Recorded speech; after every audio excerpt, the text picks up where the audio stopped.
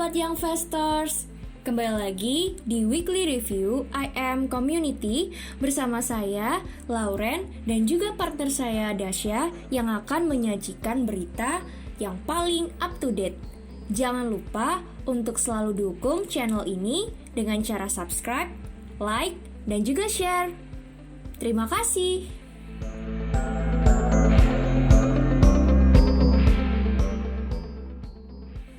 Industri baja merupakan sektor yang sangat strategis karena produk yang dihasilkan sangat dibutuhkan dan bisa dimanfaatkan untuk industri-industri lain. Menurut Presiden Joko Widodo, industri baja merupakan salah satu pilar penting untuk memacu pertumbuhan ekonomi Indonesia. Dilansir dari kominfo.go.id, dalam 5 tahun terakhir kebutuhan baja di dalam negeri meningkat hingga sekitar 40%. Hal ini dipicu oleh pertumbuhan pembangunan infrastruktur yang terus Indonesia laksanakan.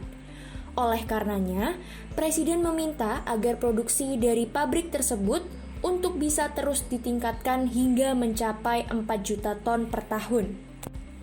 Dengan beroperasinya pabrik tersebut, dapat disimpulkan kita dapat memenuhi kebutuhan baja dalam negeri dan juga akan menekan angka impor baja ke negara kita yang saat ini berada pada peringkat kedua komoditas impor Indonesia sehingga bisa menghemat devisa negara hingga 29 triliun rupiah per tahun.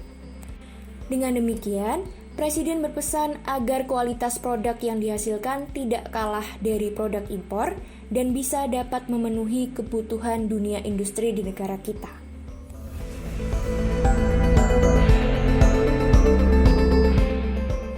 Berbagai sektor ekonomi Indonesia yang terpukul oleh pandemi virus COVID-19 kini mulai pulih. Kebangkitan tersebut terlihat dari peningkatan penerimaan pajak.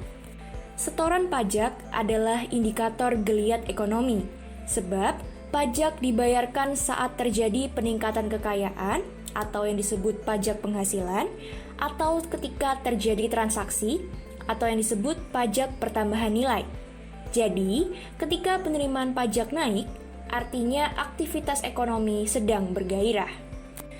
Dilansir dari cnbcindonesia.com, Sri Mulyani memaparkan setoran pajak berdasarkan sektor ekonomi utama yang mengalami pertumbuhan paling tinggi disumbangkan oleh sektor perdagangan. Tak hanya itu pula, sektor pertambangan, yaitu salah satu sektor yang terpukul keras oleh pandemi, juga mulai ikut bangkit. Kata Sri Mulyani, membaiknya penerimaan pajak sektor industri, perdagangan, dan pertambangan ditopang oleh pulihnya permintaan global dan domestik sehingga mendorong peningkatan produksi, konsumsi, ekspor, dan impor.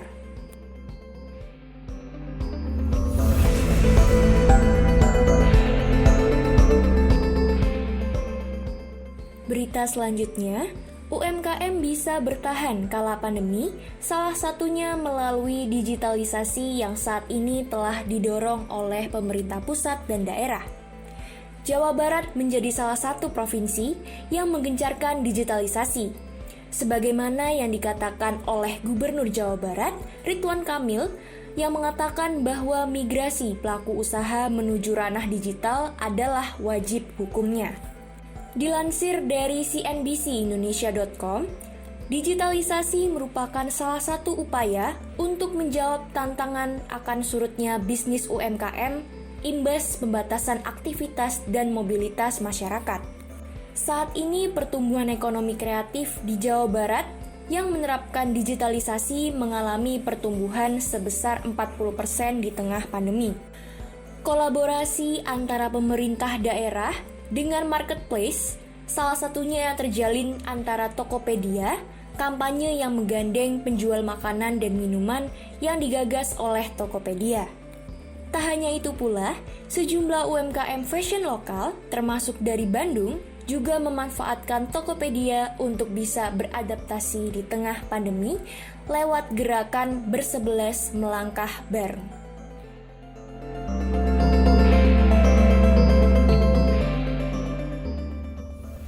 Thank you for the news, Lauren.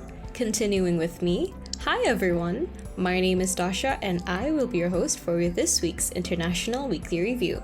Now on this week's Weekly Review, first up, the Biden administration will require all international travelers coming into the United States to be fully vaccinated and tested for COVID-19 under a new system that will open up air travel to vaccinated foreign nationals from dozens of countries for the first time since the early days of the pandemic.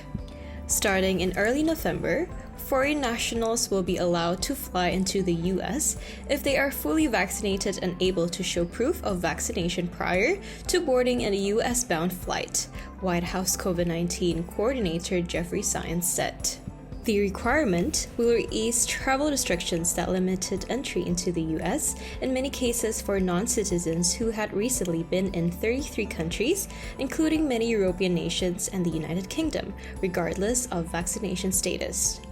But for travelers outside of those countries, the new system will put stricter requirements in place that could be a barrier to those living in countries where vaccines are in short supply.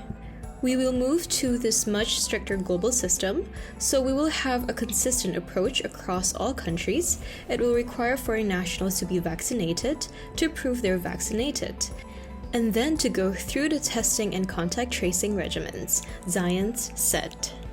The US will also start putting into place additional testing requirements, he said.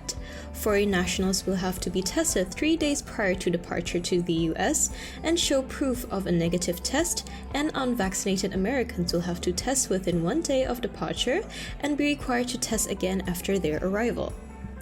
The CDC will also require airlines to collect information for each US-bound traveler, including their phone number and email address, to aid public health officials in contact tracing.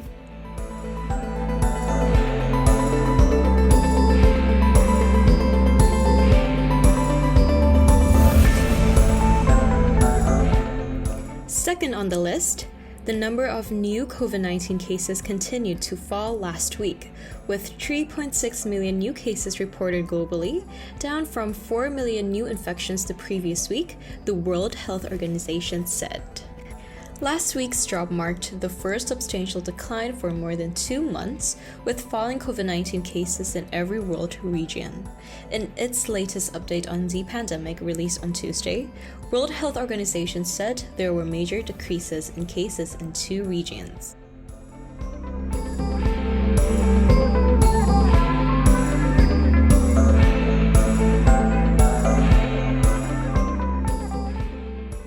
Last but not least, Taiwan has filed an application to join a key Asia-Pacific trade pact just days after China submitted an application. But it warned that its bid to join the Comprehensive and Progressive Agreement for Trans-Pacific Partnership (CPTPP) could be put at risk should China join first. The two places have a complicated relationship. Taiwan considers itself as an independent nation, but China regards it as a breakaway province. On Thursday, Taiwan's chief trade negotiator John Deng told reporters that if China joined the CPTPP first, Taiwan's case to become a member will be at risk. This is fairly obvious. The unanimous approval of all 11 members is needed for new countries to join the pact.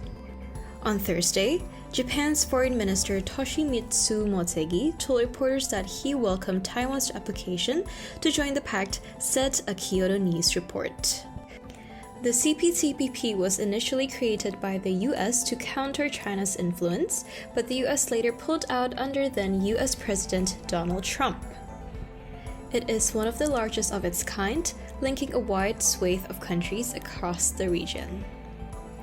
That's the end of our list for this week's weekly review. Hope you guys enjoyed it and thank you for listening. I am Community, I am smart, I am capable.